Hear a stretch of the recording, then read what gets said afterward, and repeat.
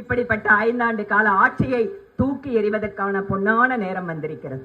கடந்த முறை அண்ணன் SP வேலுமணி அவர்கள் தலைமையிலே தமிழ்நாட்டில் வேற எந்த மாவட்டத்துக்கும் அந்த பெருமை கிடையாதுங்க. 0 முட்டை வாங்கி திமுகவை வெளியில் அனுப்பிச்சோம். அதே மாதிரி இந்த முறையும் செய்ய வேண்டும். ஏனென்றால் இது தமிழகத்தினுடைய வளர்ச்சிக்கான தேர்தல். பிரதமர் மோடி அவர்கள் சொன்ன மாதிரி ஏழைகளுக்கு வீடு கட்டி கொடுக்கணும்னு மோடி ஆசைப்படுறாரு. ஸ்டாலின் அவர்கள் தடுக்கிறார். 75 வயசுக்கு மேல இருக்கிற பெற்றோர்களுக்கு மருத்துவ காப்பீடு இலவசமா கொடுக்கணும்னு மோடி ஐயா நினைக்கிறார். ஆனால் ஸ்டாலின் அவர்கள் தடுக்கிறார்.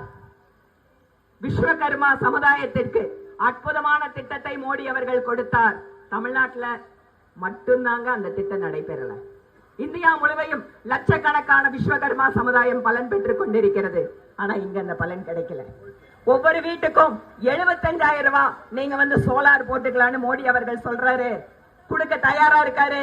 ஆனா ஸ்டாலின் அவர்கள் தடுக்கிறார்.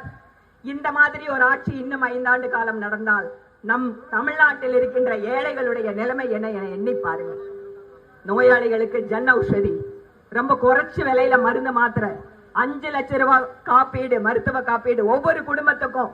சகோதரிகளுக்கு இன்றைக்கு நிதி வங்கிகள் வாயிலாக கொடுத்து சொந்த காலில் நின்று நீ சம்பாரியமான மோடி சொல்றாரு. ஆனா ஸ்டாலின் அவர்கள் பெண்கள் வீட்டை விட்டு வெளியில போகாதீங்க, உங்களுக்கு எல்லாம் பாதுகாப்பு இல்ல, நீங்க வீட்டுக்குள்ளேயே முடங்கி கிடங்கன்னு ஸ்டாலின் சொல்றாரு. அதனால் முடிவெடுக்க வேண்டிய நேரம் சகோதரிகளே.